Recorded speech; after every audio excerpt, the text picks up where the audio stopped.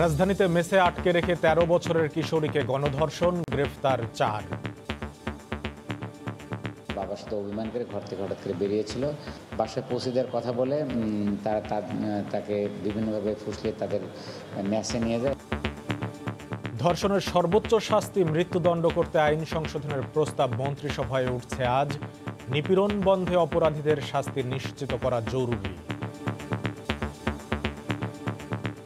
আন্দোলনগুলোর অভিঘাত খুব সুদূর প্রসারী হয়নি, তার কারণ বেশিরভাগ ক্ষেত্রে ধরেই নেওয়া হয় যিনি ধর্ষণের অভিযোগ করছেন তিনি আসলে দোষী। একজন ধর্ষক সে যদি মনে করে আমার বিচার হবে না, তাইলে আপনি মৃত্যুদণ্ড কেন, আরো অনেক কঠোর আইন প্রণয়ন করেও কিন্তু এই জাতীয় সামাজিক অপরাধ থেকে আপনি সমাজ এবং দেশকে মুক্ত করতে পারবেন না। দেখছিলেন প্রধান শিরোনাম। সকালের সময়ের সঙ্গে আছি আমি কামরুল হাসান সবুজ। এবার অন্যান্য শীর্ষ সংবাদ। ধর্ষণ মামলায় ৪ শিশুকে গ্রেফতারের নির্দেশ দেয় হাইকোর্টে বরিশালের বিচারকের ক্ষমা প্রার্থনা। মামলা স্থগিত, পুলিশকে মানবিক হওয়ার তাগিদ। নারায়ণগঞ্জে ছুরিকাঘাতে সাংবাদিক খুন, মাদকের খবর প্রকাশের জের দাবি পরিবারের। চাঁদা না পেয়ে সিলেটে পুলিশের বিরুদ্ধে যুবককে পিটিয়ে হত্যার অভিযোগ। চট্টগ্রামে জামিনে বেরিয়ে আবারও অপরাধে জড়াচ্ছে কিশোর গ্যাংয়ের সদস্যরা। ধরাছোঁয়ার বাইরে থাকছে কথিত বড় ভাইরা, হিমশিম খাচ্ছে পুলিশও। ডাস্টবিনের অভাবে রাজধানীর সড়ক জুড়ে আবর্জনার ছড়াছড়ি, বাড়ছে ভোগান্তি। উত্তর সিটি নতুন উদ্যোগ নিলেও সিদ্ধান্ত নেই দক্ষিণের। এবং ৩টি অঙ্গরাজ্যে সফরের মধ্য দিয়ে নির্বাচনী প্রচারণায় ফিরছেন ট্রাম্প। প্রথমবারের মতো বাংলায় মুদ্রিত ব্যালটে ভোট দেবেন লস অ্যাঞ্জেলেসের বাঙালিরা।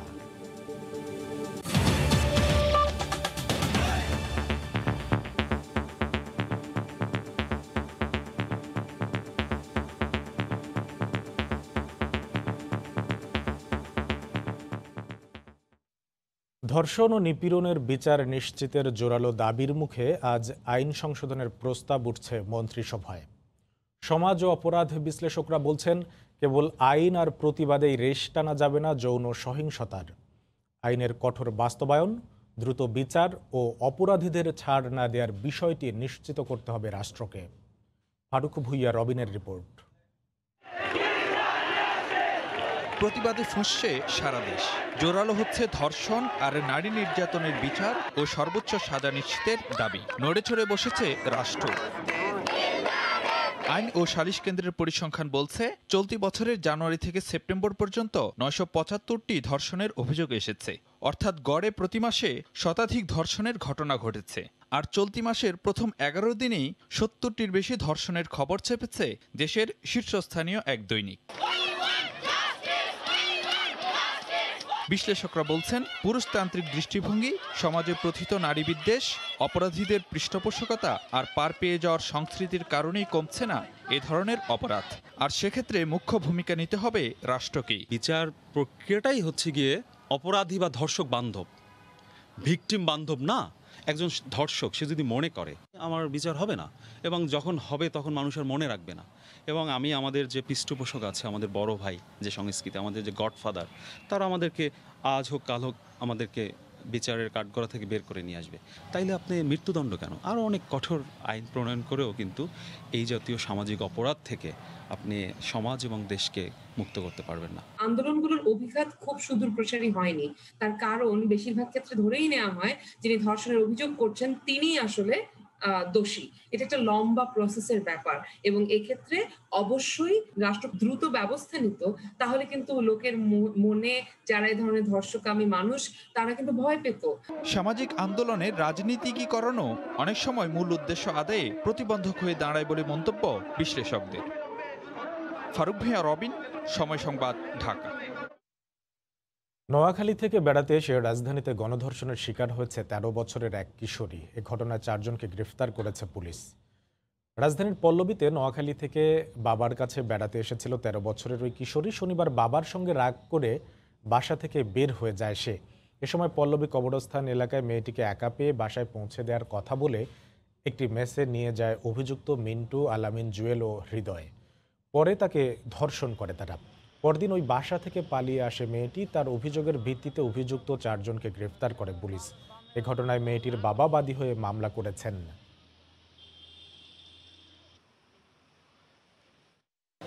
আমরা ঘটনাস্থলে যাওয়ার পর জানতে পারি কারা এই ঘটনা ঘটেছে, অথচ ওই মেয়েটা তাদেরকে চিনত না। সারাদিন আমরা অভিযান পরিচালনা করে এই ঘটনায় জড়িত 4 জনকে ধৃত করি।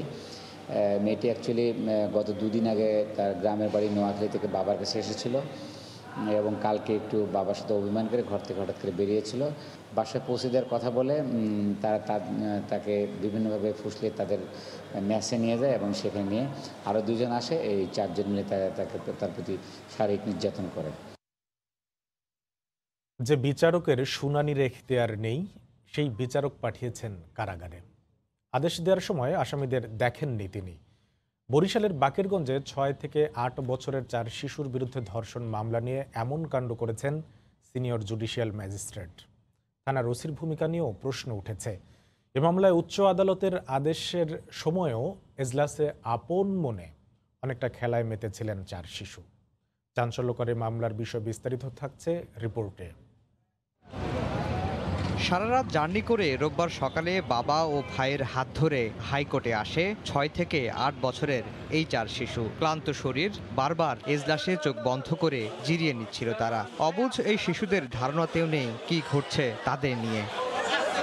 এদিন দুপুর 12টার দিকে শুরু হয় এ মামলার শুনানি। প্রথমে বিচারকের কক্ষে একান্তে শিশুদের কথা শোনেন আদালত। এরপর একে একে তাদের অভিভাবক, থানার ওসি ও বিচারকের বক্তব্য শোনেন আদালত। প্রশ্নবাণে জর্জরিত হন দায়িত্বশীল সবাই।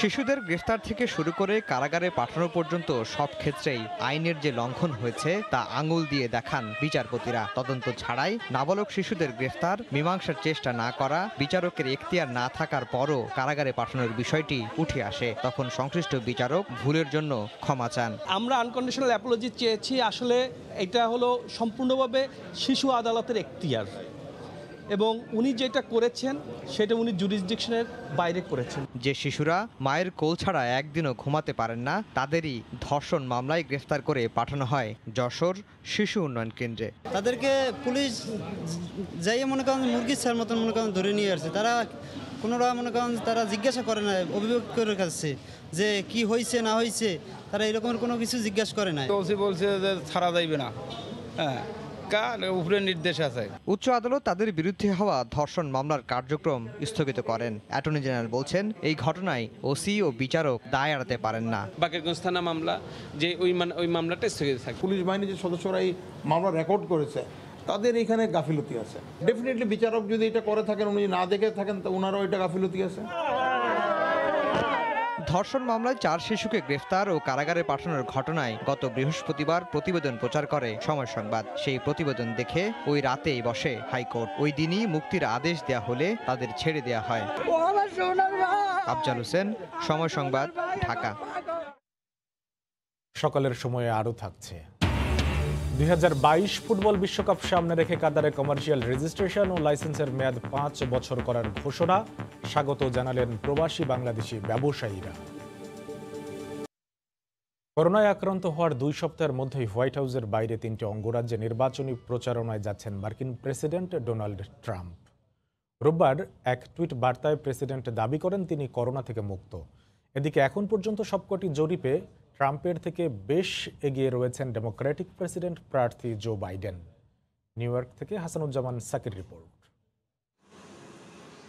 রোববার প্রেসিডেন্ট ডোনাল্ড ট্রাম্প টুইট বার্তায় নিজের চিকিৎসকের বরাতে জানিয়েছেন তার শরীর করোনা ভাইরাস প্রতিরোধক। তবে এর সমর্থনে কোনো সুনির্দিষ্ট প্রমাণ না থাকায় কিছুক্ষণের মধ্যে টুইটার কর্তৃপক্ষ বার্তাটি মুছে ফেলে। এই অবস্থার মধ্যেই সোমবার ব্যাটেল গ্রাউন্ড ফ্লোরিডায় যাচ্ছেন প্রেসিডেন্ট ট্রাম্প।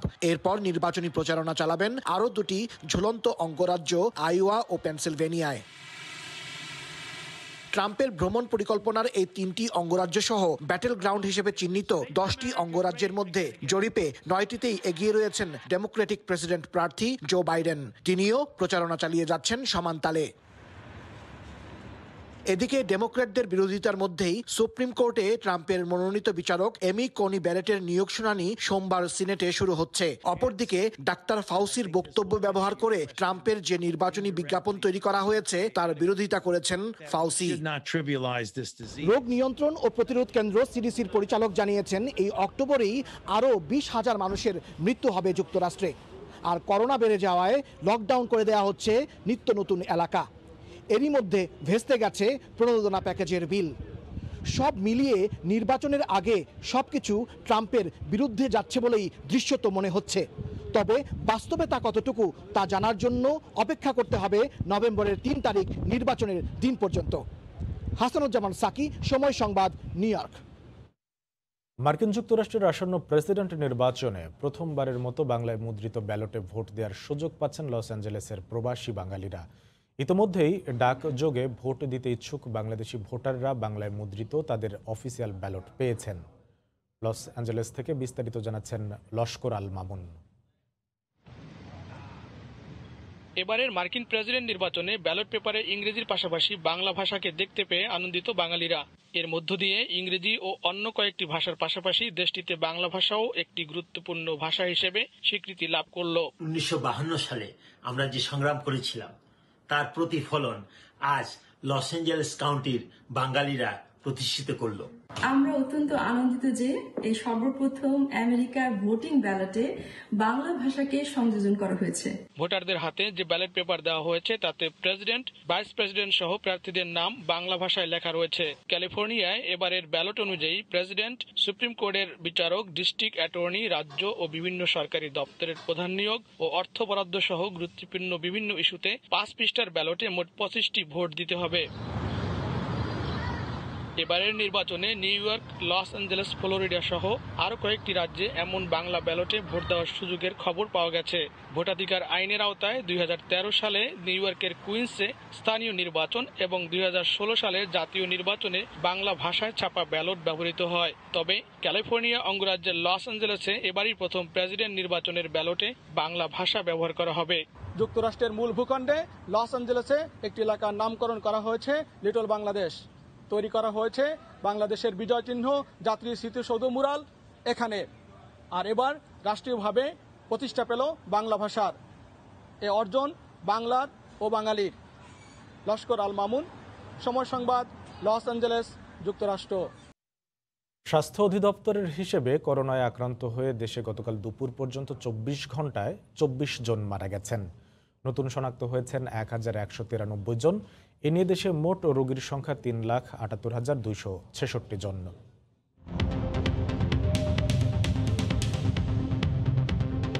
দেশে একদিনে নমুনা পরীক্ষা করা হয়েছে 9,467 জনের। এ পর্যন্ত মোট নমুনা পরীক্ষা হয়েছে 20,70,995 জনের।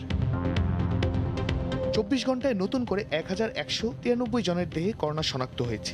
এ নিয়ে মোট আক্রান্ত 3,78,266 জন। 24 ঘন্টায় মারা গেছেন 24 জন। এ পর্যন্ত করোনা আক্রান্ত হয়ে মারা গেলেন 5,524 জন। করোনা থেকে 24 ঘন্টায় সুস্থ হয়েছেন 1,495 জন। এ পর্যন্ত সুস্থ হয়েছেন 2,92,860 জন। চাঁদা না পেয়ে সিলেটের বন্দরবাজার পুলিশ ফাঁড়িতে এক যুবককে পিটিয়ে মেরে ফেলার অভিযোগ উঠেছে।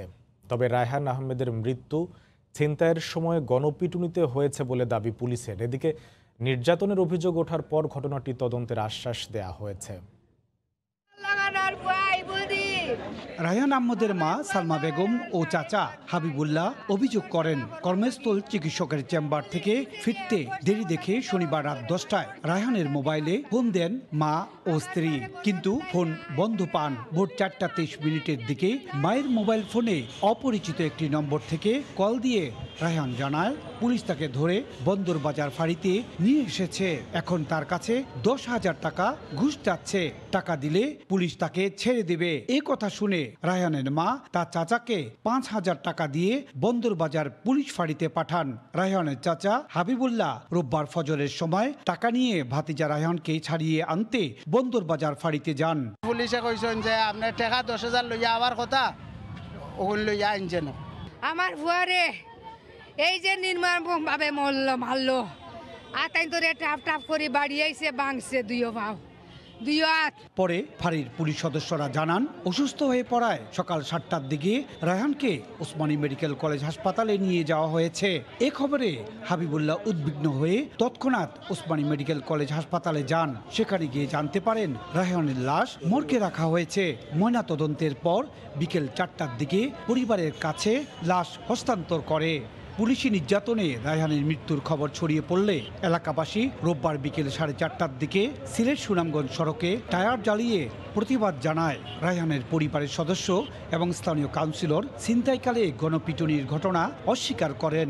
তার কিন্তু আঙ্গুল কয়েকটা আঙ্গুল প্লাস দিয়ে যেভাবে তোলা হয় এইভাবে তোলা হয়ে গেছে, আর তার হাঁটুর নিচে রুল জাতীয় কিছু দিয়ে তাকে আঘাত করা হয়েছে। এদিকে এই ঘটনার তদন্ত চলছে বলে পুলিশ জানান।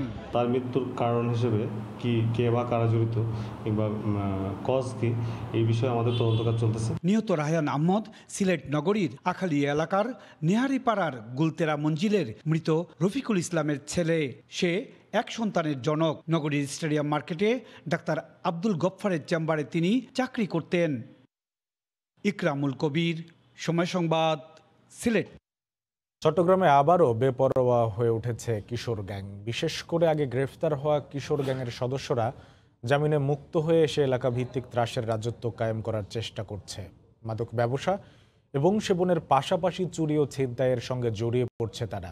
গত দুদিনে বিভিন্ন অভিযোগে পুলিশের হাতে গ্রেফতার হয়েছে 3 গ্যাং লিডার। বিস্তারিত জানাচ্ছেন কমল দে।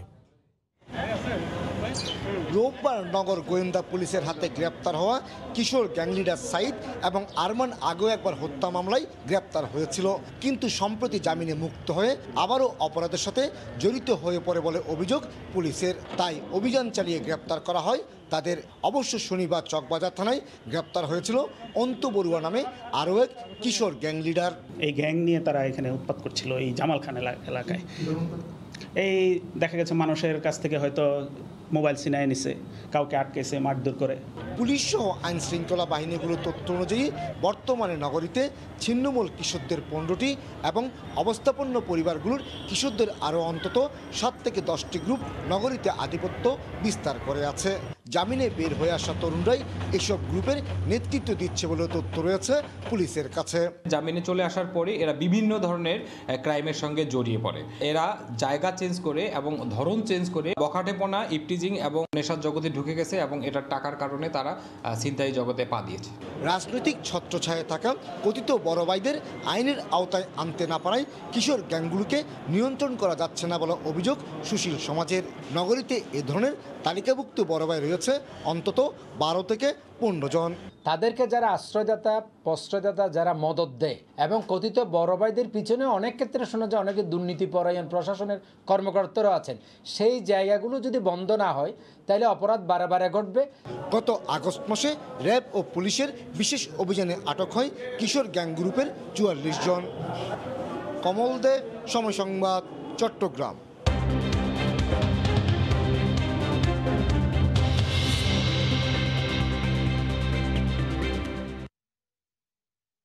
নওগাঁর সদরে বিস্তীর্ণ মাঠ থেকে আগাম শীতকালীন সবজি সংগ্রহ করে বাজারে নিয়ে যান চাষিরা। সে খবর জানাতে বর্ষাইল এলাকায় আছেন সহকর্মী এমআর রকি। সরাসরি চলে যাচ্ছি তার কাছে।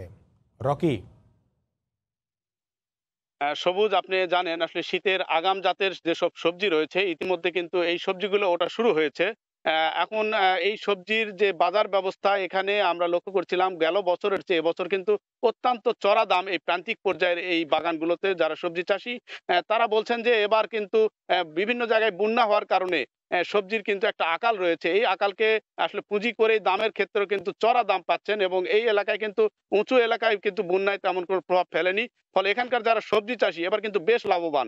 তারা বলছেন যে প্রথম পর্যায়ে যেসব সবজি রয়েছে বিশেষ করে সিম, এই সিম বিক্রি হচ্ছে এখানে 100 টাকা কেজি পর্যন্ত এবং প্রকারভেদে কিছুটা আরো বেশি তারা হাঁকছেন।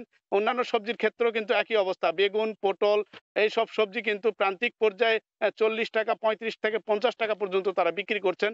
তবে এই বাজার কিন্তু আরো চড়া দামে বিক্রি হচ্ছে শহরের বাজারগুলোতে এবং এক্ষেত্রে আসলে এই সময়টাতে কিন্তু সাধারণ ক্রেতা যারা তারা কিন্তু বেশ অস্বস্তি ফিল করছেন যে হঠাৎ লাফিয়ে এই সবজির দাম এবছর কিন্তু অত্যন্ত ঊর্ধ্বমুখী। তবে প্রান্তিক কৃষকরা বেশ খুশি, তারা আসলে এরকম একটা দর তারা কিন্তু আশা করছিলেন এবং দীর্ঘদিন পর হলেও তারা এরকম একটা দর পাওয়ার কারণে এই এলাকা বিশেষ করে কীর্তিপুর, বর্ষাইল, নওগাঁর আশপাশের যেসব সবজি চাষ করেন তারা খুবই এবার খুশি হয়েছেন এবং তাদের প্রত্যাশার জায়গাটা পূরণ হচ্ছে। তবে একটু জানিয়ে রাখি, জেলায় কিন্তু এবছর প্রায় 13,500 হেক্টর জমিতে সবজি চাষ হয়েছে। এর মধ্যে মান্দা এবং অন্যান্য জায়গাগুলোতে কিছুটা ক্ষতিগ্রস্ত হয়েছিল। তো এই ছিল সবজির খবর আমার কাছে। সবুজ। নওগাঁর সবজি বাজারের খবর জানাচ্ছিলেন সহকর্মী এমআর রকি। কাতারের ব্যবসা বাণিজ্য সহজ করার লক্ষ্যে ব্যবসায়ীদের সুবিধার্থে কোম্পানির কমার্শিয়াল রেজিস্ট্রেশন ও লাইসেন্স 5 বছর করার ঘোষণা দিয়েছে দেশটির সরকার। এমন উদ্যোগকে স্বাগত জানিয়েছেন প্রবাসী বাংলাদেশি ব্যবসায়ীরা। কাতার প্রতিনিধি আনোয়ার হোসেন মামুনের তথ্য ও ছবি নিয়ে রিপোর্ট। 2022 সালের ফুটবল বিশ্বকাপ ঘিরে ব্যাপক অবকাঠামো উন্নয়ন চলছে কাতারে। এরই মধ্যে উন্নয়নের ছোঁয়া লেগেছে দেশটির প্রায় সব খাতে। নির্মিত হয়েছে বড় বড় ইমারত, পিছিয়ে নেই ব্যবসা বাণিজ্য। বিদেশিদের বিনিয়োগে আকৃষ্ট করতে কাতারি নাগরিকদের পাশাপাশি অভিবাসীদের মালিকানাধীন কোম্পানির জন্য করা হয়েছে একই নিয়ম। নতুন এ নিয়ম অনুযায়ী কোম্পানির কমার্শিয়াল রেজিস্ট্রেশন ও কমার্শিয়াল লাইসেন্সের মেয়াদ বাড়িয়ে 5 বছর করা হয়েছে। সত্যি আমাদের ব্যবসায়ীদের জন্য এটা অনেক বড় সুবিধা নিয়ে এসেছেন। এতে প্রবাসী বাংলাদেশি যে সমস্ত ব্যবসায়ীরা আছে এরা অনেক সুবিধা ভোগ করবে। 1 বছরের যে মেয়াদগুলো আমরা লাইসেন্সের মেয়াদ বাড়াতে হতো, এতে আমাদের বিভিন্ন রকমের ডকুমেন্ট সাবমিট করতে অনেক হিমশিম খেতে হতো। এখন আশা করি ইনশাআল্লাহ ভালো উদ্যোগ নিয়েছেন। কাতার সরকারের নতুন এই উদ্যোগ দেশটিতে বসবাসরত প্রবাসী বাংলাদেশি ব্যবসায়ী ও বিনিয়োগকারীদের জন্য লাভজনক হবে বলে মনে করছে বাংলাদেশ দূতাবাসও। সাম্প্রতিক সময়ে কাতার যে সকল ব্যবসা বান্ধব এবং বিনিয়োগ বান্ধব নীতিমালা গ্রহণ করেছে সেটা সহায়ক হবে বলে আমি মনে করি। কাতার বাণিজ্য মন্ত্রণালয়ের ওয়েবসাইট বা সরকারি সেবা কেন্দ্রের সিঙ্গেল উইন্ডো থেকে এই সেবা পাবেন কোম্পানির মালিকরা। তবে এই সুবিধা পেতে হলে কমার্শিয়াল লাইসেন্স ও কমার্শিয়াল রেজিস্ট্রেশনের মেয়াদ শেষ হওয়ার তারিখ একই হতে হবে। আগে কমার্শিয়াল লাইসেন্স ও কমার্শিয়াল রেজিস্ট্রেশনের মেয়াদ ছিল 1 বছর। সময় সংবাদ, কাতার। সকালের সময়ের শীর্ষ সংবাদ জানিয়ে দিচ্ছে আরেকবার। ধর্ষণের সর্বোচ্চ শাস্তি মৃত্যুদণ্ড করতে আইন সংশোধনের প্রস্তাব মন্ত্রিসভায় উঠছে আজ। নিপীড়ন বন্ধে অপরাধীদের শাস্তি নিশ্চিত করার আহ্বান বিশেষজ্ঞদের। চট্টগ্রামে জামিনে বেরিয়ে আবারও অপরাধে জড়াচ্ছে কিশোর গ্যাংয়ের সদস্যরা। ধরাছোঁয়ার বাইরেই থাকছে কথিত বড় ভাইরা, হিমশিম খাচ্ছে পুলিশও। 3টি অঙ্গরাজ্যে সফরের মধ্য দিয়ে নির্বাচনী প্রচারণায় ফিরছেন ট্রাম্প। প্রথমবারের মতো বাংলায় মুদ্রিত ব্যালটে ভোট দেবেন লস অ্যাঞ্জেলেসের বাঙালিরা। এই ছিল সকালের সময়। সঙ্গে থাকুন সময়ে।